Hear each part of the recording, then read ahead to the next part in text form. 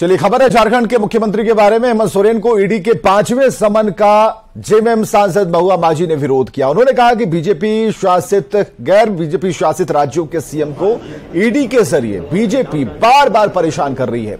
उन्होंने कहा कि कई बीजेपी नेता भी जांच के घेरे में हैं और उन पर कार्रवाई नहीं हो रही।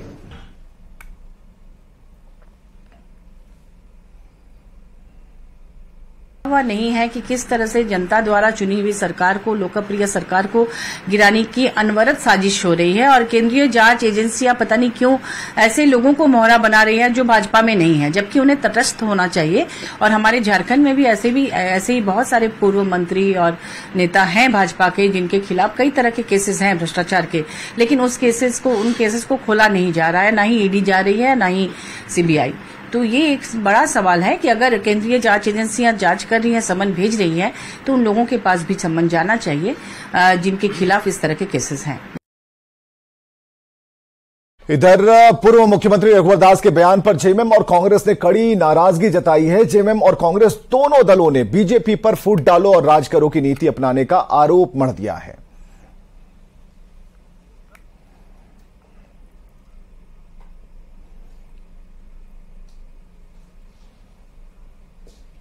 आदिवासी भाइयों बहनों के लिए भी अलग धर्म कोड हो, इसकी मांग माननीय मुख्यमंत्री जी ने कर रखा है। और जहां तक आपने जो कहा कि उनको पहले अलग से आइडेंटिफाई करना चाहिए कि कौन ईसाई है, कौन सरना है, तो ये काम तो केंद्र का है, ये राज्य का काम है ही नहीं। सरना धर्म कोड को लागू करने की जिम्मेदारी केंद्र की है, तो केंद्र सरकार ही ये तय करे कि कौन किस कैटेगरी में आता है। जो ईसाई कैटेगरी में आएंगे उनको ईसाई में डालना है।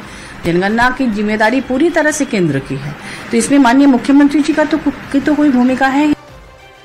5 वर्षों तक डबल इंजन की सरकार थी, तब आपने क्या किया?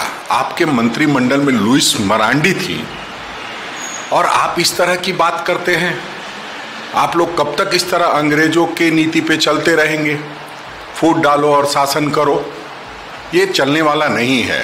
आप इधर उधर की बात नहीं करके सरना धर्म कोड पर आपके क्या विचार हैं और सरना धर्म कोड पर आप प्रधानमंत्री जी से बोलने के काबिल हैं या नहीं, महामहिम राज्यपाल से मिलकर के आप अपनी बात रख सकते हैं कि नहीं, उसको स्पष्ट करना चाहिए, ना कि इधर उधर। इधर झारखंड प्रदेश कांग्रेस प्रभारी अविनाश पांडे कल रांची आ रहे हैं। वो महिला कांग्रेस के मिलन समारोह में शामिल होंगे और इसके साथ लोकसभा प्रभारी और संयोजकों के साथ बैठक भी करेंगे। इसके अलावा बूथ स्तर पर पार्टी संगठन की मजबूती पर मंथन भी होगा। तो कल एक बड़ा कार्यक्रम है और इस कार्यक्रम के तहत कल रांची में कांग्रेस प्रभारी अविनाश पांडे होंगे।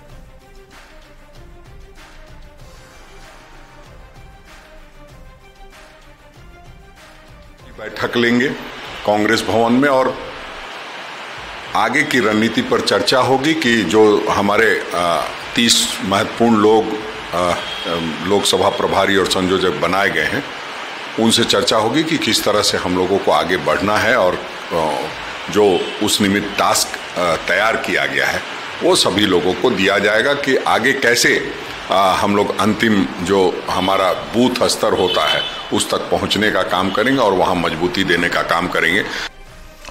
इधर झारखंड प्रदेश बीजेपी अध्यक्ष बाबूलाल मरांडी ने आने वाले लोकसभा चुनाव में सभी 14 सीट पर जीत का दावा किया। बोकारो में प्रेस कॉन्फ्रेंस के दौरान उन्होंने कहा कि विपक्षी दल भले ही गठबंधन बना ले, लेकिन झारखंड की जनता बीजेपी के साथ है। भारतीय जनता पार्टी जबरदस्त वोट ला करके सभी लोकसभा सीटें वो जीती। तो 2 सीट सिर्फ नहीं जीते थे बीजेपी, तो 2 सीट इस बार वो भी जीत जाएंगे। नहीं तो इधर ध्रुवीकरण हुआ तो इधर भी हो जाएगा ध्रुवीकरण, उसमें क्या करना है, इधर भी लोग समझ जाएंगे और क्या है। अब 2024 तो अब चुनाव आने दीजिए ना। अगर जाति और पंथ के आधार पर ध्रुवीकृत होते हैं तो दूसरे तरफ भी लोग हो जाएंगे। इधर विश्व हिंदू परिषद और बजरंग दल की तरफ से हजारीबाग में भी शौर्य जागरण यात्रा निकाली गई है। 8 अक्टूबर को रांची के जगन्नाथ मैदान में इसका समापन धर्म सभा के तौर पर होगा। इस मौके पर हजारीबाग के 1246 गांव में कई धर्म सभाएं होंगी और साथ ही स्वतंत्रता सेनानियों को सम्मानित किया जाएगा। वीएचपी की ओर से लोगों को अयोध्या में बन रहे राम मंदिर की प्राण प्रतिष्ठा और उसके दर्शन के लिए निमंत्रण दिया जाएगा। धर्म सभा में अपने देश के साधु संत और स्वामी चिन्मयानंद जी महाराज का आशीर्वचन हम सभी हिंदू समाज को प्राप्त होगा। यह कार्यक्रम अयोध्या में राम मंदिर जो बन रहा है इस निमित्त किया जा रहा है, क्योंकि अयोध्या में जनवरी में प्राण प्रतिष्ठा का कार्यक्रम है। इसीलिए पूरे देश में जन जागरण कर लोगों को यह बताया जा रहा है कि हम हिंदुओं का जो कार्य।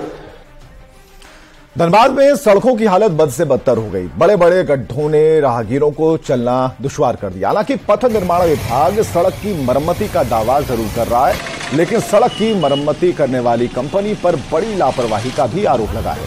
श्रमिक चौक से बड़वाड्डा के किसान चौक तक की सड़क के कंस्ट्रक्शन टेंडर 3 महीने पहले पास हुआ था, लेकिन अभी तक निर्माण का काम शुरू नहीं हुआ। पूरे मामले पर विभाग के कार्यपालक अभियंता ने कहा कि बारिश की वजह से काम में देरी हो रही है।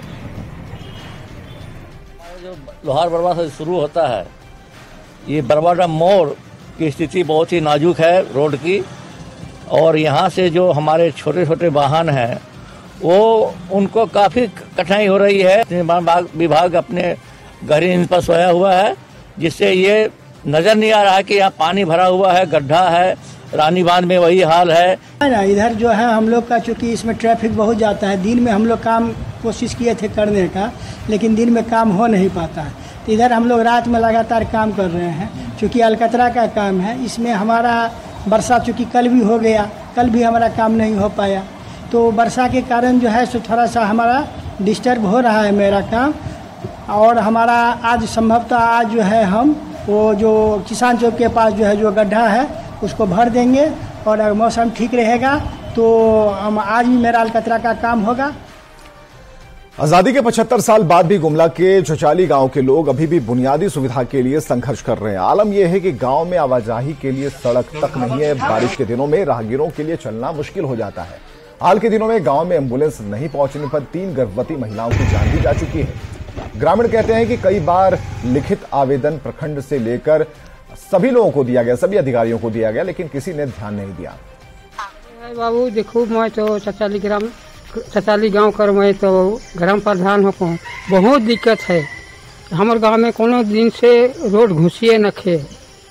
भारत के कहले 1947 में आज़ाद होलक, लेकिन आज़ादी कर पाछे हमरे मन कर कोई सुविधा चचाली गांव में नहीं पई है। कोनो दिन से रोड नहीं पई है, तारे हमरे मन के कहीं आवे जाए ले बहुत दिक्कत होएला।